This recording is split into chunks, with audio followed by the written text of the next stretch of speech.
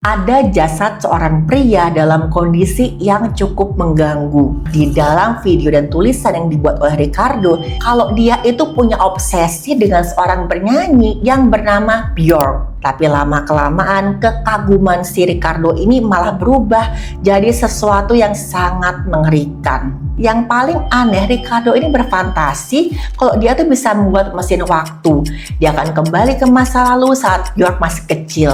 Semuanya berisi tentang perasaan-perasaan dan fantasi-fantasinya terhadap si Björk.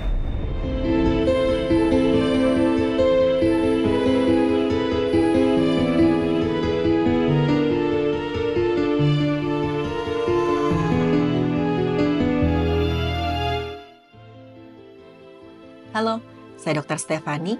Saya seorang dokter spesialis forensik dan mediko-legal, dan saya belajar dari yang mati.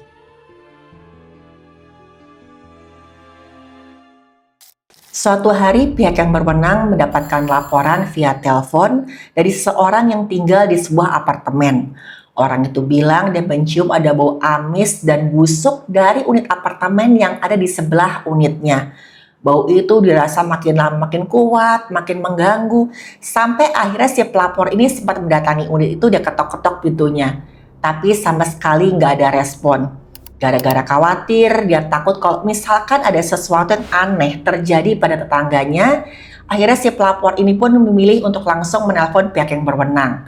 Pihak yang berwenang kemudian mendatangi apartemen tersebut. Sama seperti pelapor tadi, mereka ketuk-ketuk dulu pintunya, mereka kenalkan diri. Kami pihak yang berwenang, tolong buka pintu. Tapi lagi-lagi nggak ada respon. Dan saking khawatirnya, akhirnya mereka memutuskan untuk mendobrak pintu apartemen tersebut. Dan ketika pintu terbuka, mereka mencium ada bau busuk amis yang sangat-sangat kuat. Dan mereka melihat ada sesuatu yang sangat-sangat mengerikan. Di salah satu sudut apartemen, mereka melihat ada jasad seorang pria dalam kondisi yang cukup mengganggu. Saat itu rambut dan alis si pria ini sudah habis dan tubuhnya itu sudah mulai membengkak, mengeluarkan cairan yang berbau sangat-sangat busuk. Dan saking habisnya rambutnya itu sama sekali nggak ada rambut yang tersisa. Dan kulitnya itu juga kayak dicat, menggunakan cat warna hijau dan merah. Jadi setengah tuh warna hijau dan setengahnya lagi warna merah. Itu kelihatan jelas di bagian wajahnya. Bagian kepala dari jasad ini tuh kayak ada bolong dan itu khas seperti luka keluar trauma senpi. Nah, ciri-ciri luka akibat senpi itu antara lain yang pertama, lukanya biasa berbentuk bulat atau oval, tepinya nggak rata. Dan pada lokasi di mana peluru ini masuk, luka akan dikelilingi daerah lecet karena gesekan peluru saat masuk ke dalam kulit.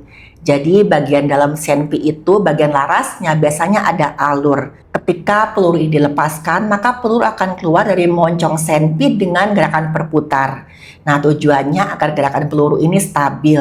Saat peluru masuk ke dalam kulit, selain adanya lubang luka, peluru ini akan membentuk luka lecet di sekitar lubang lukanya.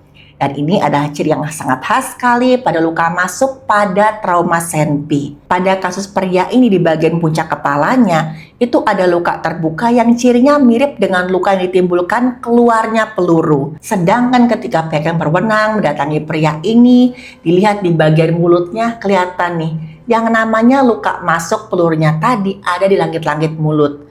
Lukanya berbentuk oval, di sekitarnya ada luka lecet. Sedangkan yang di bagian kepala itu memang khas banget, itu ketika peluru keluar. Lukanya berbentuk oval, tapi nggak rata, dan tulang atap tengkoraknya itu patah sampai berkeping. Tapi di sekujur tubuhnya si korban ini tidak ditemukan adanya perlukaan lain.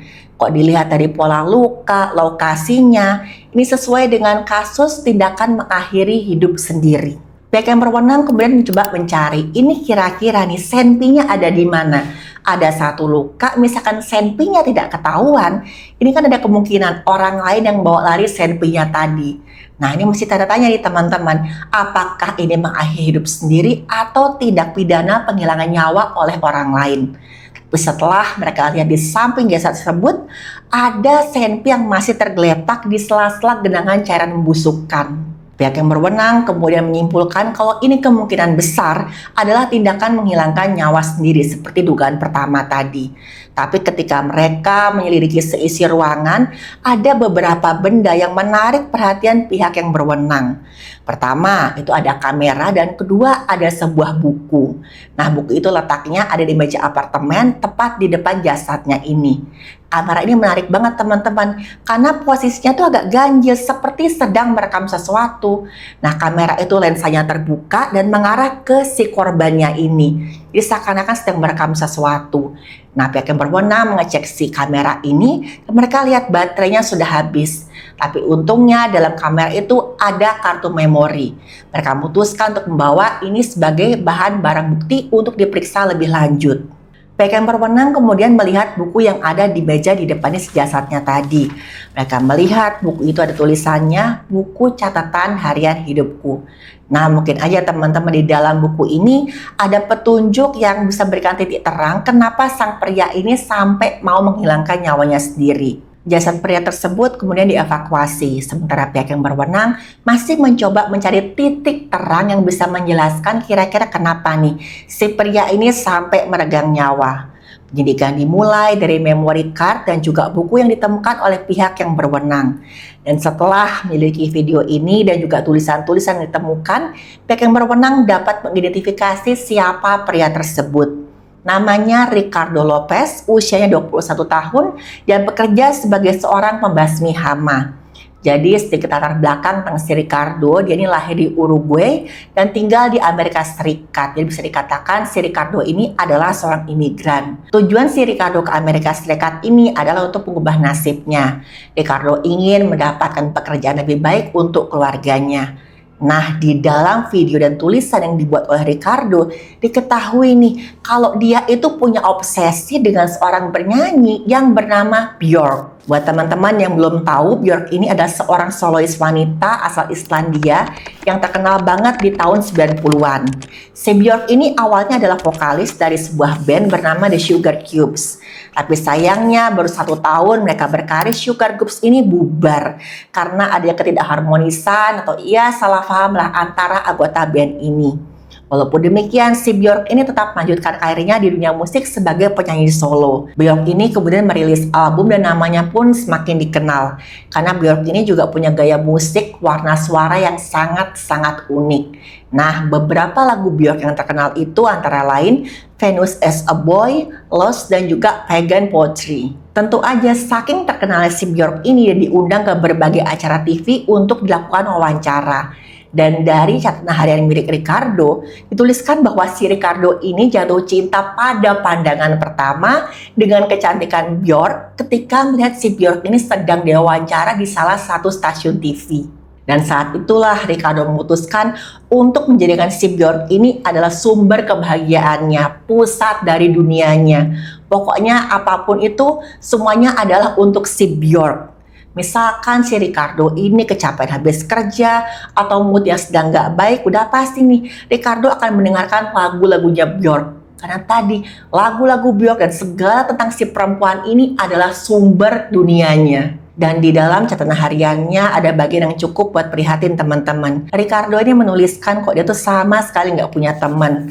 Karena dia merasa minder, dia memilih untuk sering menyendiri. Jadi awalnya Ricardo ini memang ingin menjadi seorang seniman. Tapi dia selalu merasa kok karya-karya ini kurang bagus dibandingkan karya-karya orang lain. Dan semua itu membuat Ricardo sering merasa nggak semangat dalam menjalani hidupnya.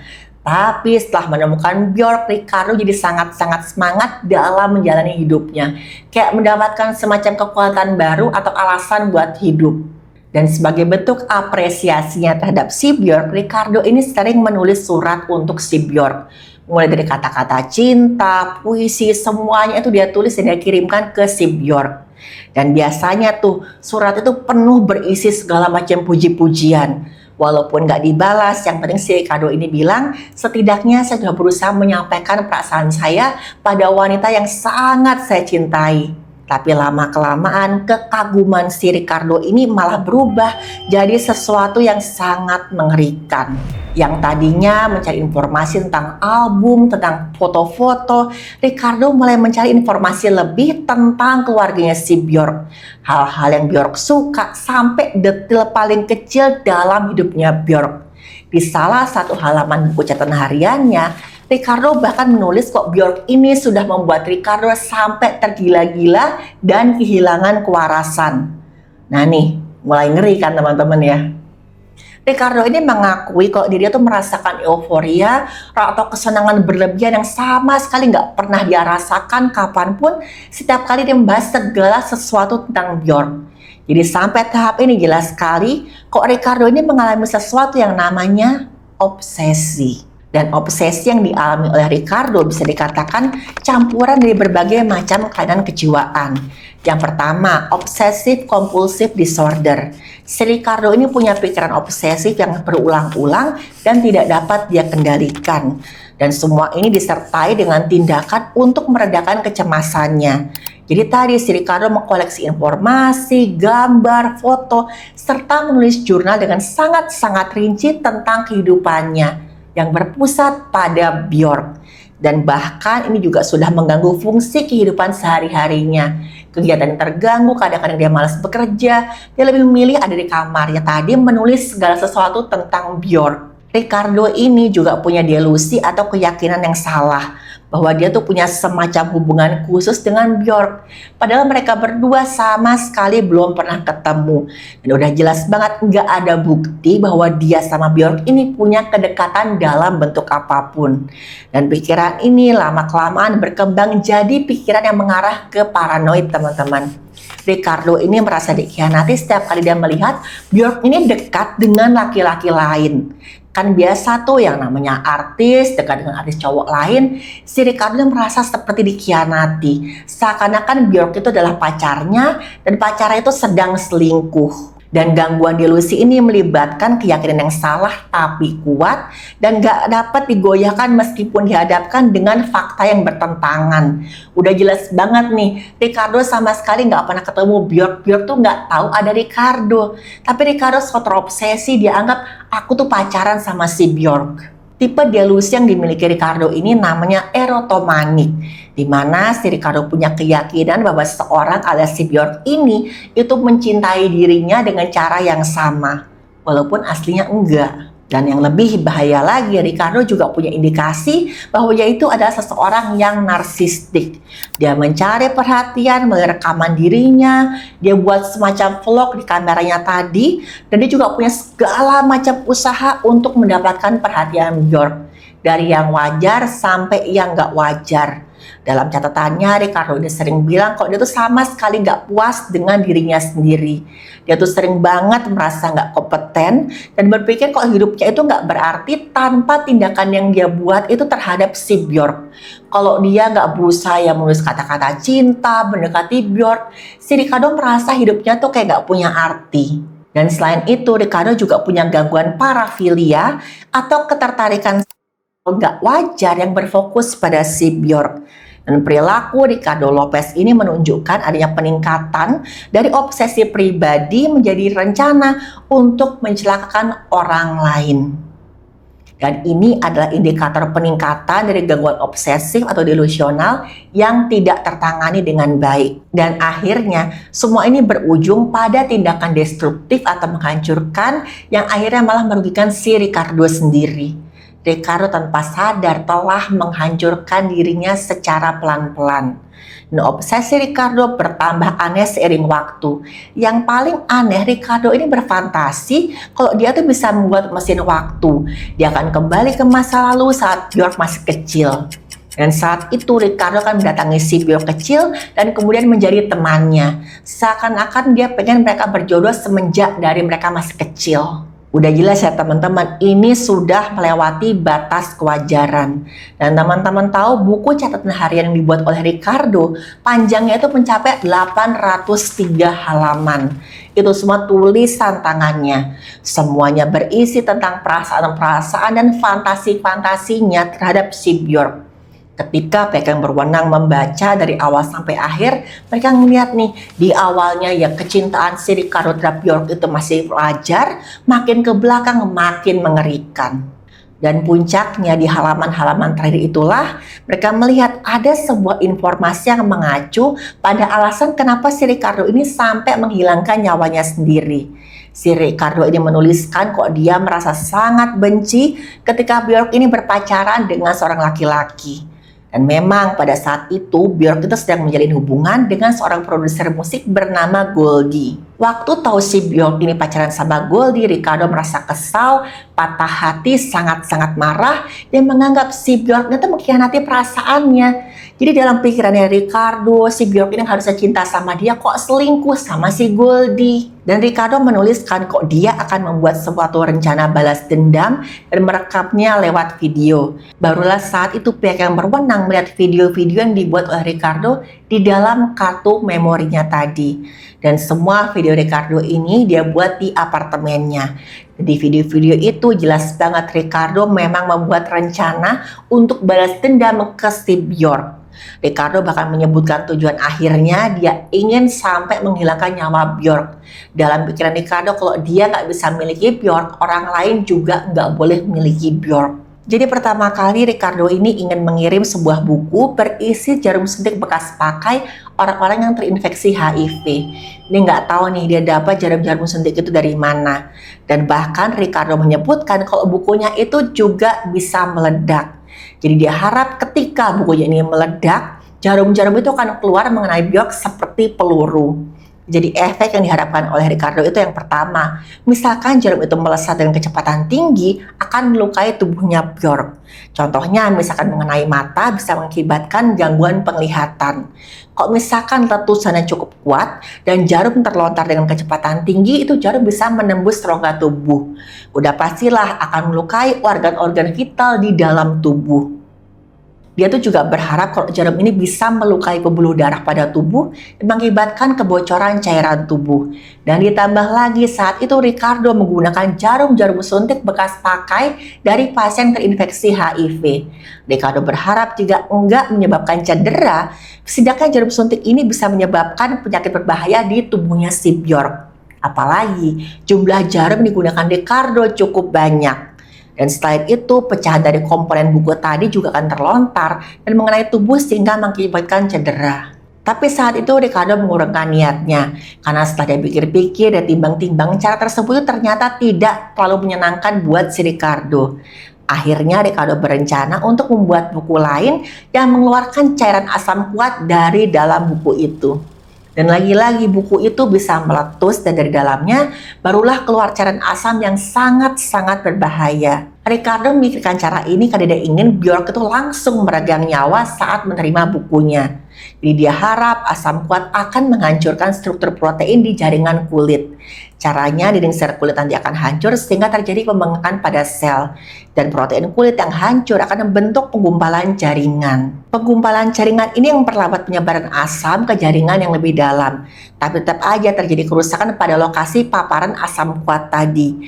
Paparan asam kuat di area tubuh yang luas dapat menyebabkan kulit terkelupas secara luas. Udah jelas ini sangat-sangat berbahaya teman-teman. Tapi tetap aja akan terjadi kerusakan pada lokasi paparan asam kuat. Paparan asam kuat pada area tubuh yang luas dapat menyebabkan kulit terkelupas secara luas juga. Dan sementara nih kulit kan punya fungsi sebagai pelindung tubuh terhadap infeksi. Misalkan ada bakteri, virus, atau jamur yang masuk, bisa terjadi penyebaran infeksi ke seluruh tubuh yang disebut juga dengan sepsis. Cairan tubuh akan banyak yang hilang sehingga terjadi shock hipovolemik. Volume cairan tubuh nggak cukup untuk menjaga tensi dan juga aliran oksigen ke organ-organ vital. Asam kuat juga dapat diserap melalui luka dan juga menyebabkan pelepasan racun dari jaringan yang rusak yang masuk ke sirkulasi darah dan juga merusak organ-organ vital seperti otak, ginjal, hati, sampai jantung. Kalau asam kuat ini menguap dan uapnya terhirup akan merusak saluran pernapasan, menyebabkan pembengkakan pada paru, kejang pada saluran napas, dan masuknya asam ke saluran nafas. Terjadilah pembengkakan saluran nafas, dan ini bisa menyebabkan penyumbatan saluran napas dan hilangnya nyawa akibat kegagalan pernapasan. Dalam salah satu rekaman itu kelihatan Ricardo selesai merakit buku yang dia buat yang berisi asam kuat tadi. Ricardo kemudian bilang buku itu akan dia taruh di kantor pos untuk dikirimkan ke si Bjork. Dan setelahnya Ricardo kembali merekam, dia bilang ini adalah episode yang berjudul Hari Akhir Saya. Jadi di awal video ini Ricardo sama sekali nggak bicara apa-apa. Dia cuma memutar lagu-lagu Bjork dengan volume yang sangat keras. Dan saat itu Ricardo langsung mencukur rambutnya dan juga alisnya sampai wajahnya tuh nggak tersisa sehelai rambut pun. Betul-betul botak dari rambut sampai alisnya. Dan kemudian ya teman-teman, Ricardo mengecat wajahnya dengan dua warna. Satu sisi wajah dia warnai warna merah, sisi yang lain dia warnai dengan warna hijau. Menurut analisa pihak yang berwenang, Ricardo ini melakukan hal ini supaya nanti wajahnya tidak dikenali. Jadi lebih mudah buat si Ricardo ini menghilangkan nyawanya sendiri. Setelah puas mengecat wajahnya, Ricardo menghadap kamera, dia mengambil selfie yang dia miliki. Dan Ricardo bilang, jujur aja saya sedikit gugup untuk melakukan hal ini. Tapi yang jelas, saya masih waras dan saya ini nggak mabuk. Saya tahu persis apa yang saya lakukan. Dan di akhir, si Ricardo mengokang selfie-nya dan dia mengatakan, saya menang. Dan dengan cepat, Ricardo menarik pelatuk setelah mengarahkan moncong selfie-nya ke mulutnya. Dan kemudian, dar! Terdengarlah suara ledakan.